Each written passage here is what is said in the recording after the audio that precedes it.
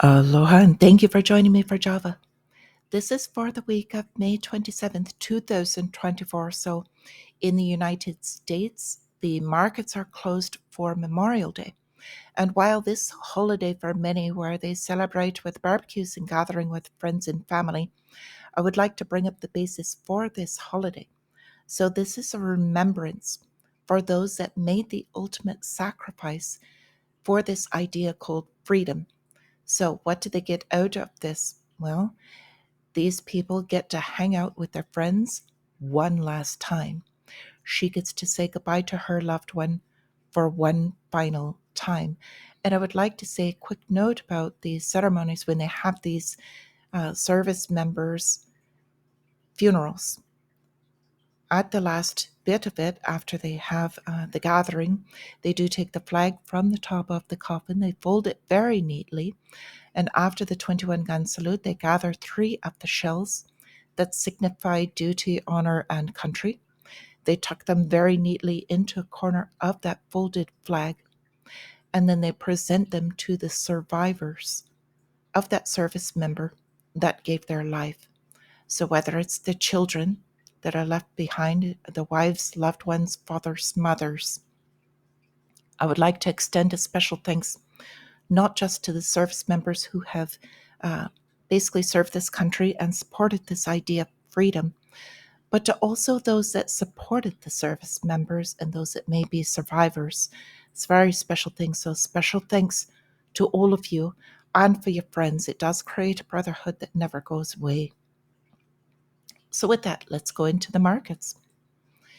Starting with our favorite risk indicator, the MMRI was steadily rising into the weekend, knowing this is a long weekend. There was a lot of volatility on Friday.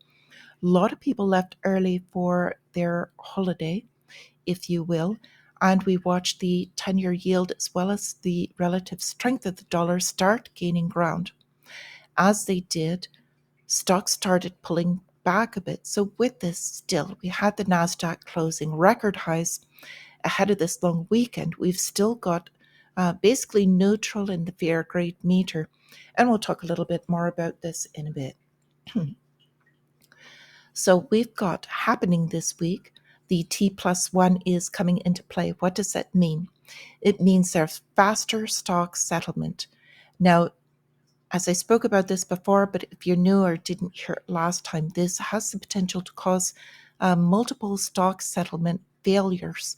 Could cause a hiccup in the stock markets. We'll be watching that, as well as a few other things. I do want to basically fill this out a little bit more with the behind the scenes, if you will, since Greg is not available. So, our sentiment right now, we've got the market, I believe, pricing in possibly 2 cuts later in the year, but not more. So we've got a lot more weight, again, in what the Fed speakers say.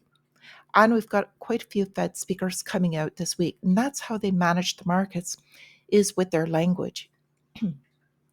So we've got individual stock movers coming out this week. And then we've also got a few more earnings and headlines. So with that, this is also the final trading week of May 2024. So historically, we're heading into a very volatile time to where it's weakening stocks with all of the rebalancing. So in the actual calendar, we are getting a few reports. But if you look in with these, we are getting quite a few Fed presidents so that they can, again, manage the market with however it is that their language goes in accordance with the expectation of these rate cuts. So one of the big ones that we're looking at, they've got 2 mandates, prices and then also employment. So we'll be watching the jobless claims on Friday, as well as the inflation numbers coming out on Friday, and then their reaction to these. With this, as I was saying, we've got a few earnings coming out from larger companies we'll be watching, namely, we've got Salesforce coming out on Wednesday. HP is one of the old giants. We've also got Advanced Auto Parts is measure of the economy, again, the real economy. And we've also got Costco coming out on Thursday with Best Buy. So, a few others watching those. And I'd like to go into a little bit more about what's going in the behind the scenes and some pressures with the market and the real economy. So we've got this headline story. We just can't take this anymore. Montana man, 68, begs for a moratorium on property taxes after the bill hit $8,000 per year just to live in their own house. So even if you have the debt or the mortgage paid off, still have to pay for property taxes. And there's a couple of things you can do if you're in this situation or to help with your property taxes. Look into this. One of them is called a homestead exemption. So you can look into generally through your county to see if you can get relief from this. So aside from property tax, the other part of owning is insurance.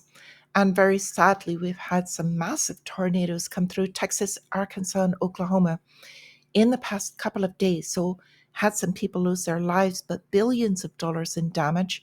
And that is going to be spread around through the mechanism of insurance that everyone will be required to pay. In particular, if you have a mortgage on your house, your lender will require it. So moving a little bit farther into the macro scale, we've got ECB. European Central Bank is likely to start rate cuts in June, but inflation risks warrant caution from Wells Fargo. So basically what they're getting at is that they may not cut in June and to be wary if there's no cuts. They do have to cut relatively same time as Bank of England at least, and then also relatively in lockstep, very close to the timing of the United States. So with this, we've also got this other story, which I want to bring up for a different reason. It says the ECB is ready to start cutting rates, says chief economist. So this story, ECB is ready to start cutting interest rates, says chief economist. So if you think I just said the same thing twice, I very nearly did. And that is my point. So these are supposed to be two entirely different news stories, two entirely different publications. However, they mirror each other because they are given the script of what they are to tell the publics, these mainstream media, and this is how they control the public. So if you're new here, please pay attention to this. This is all basically propaganda.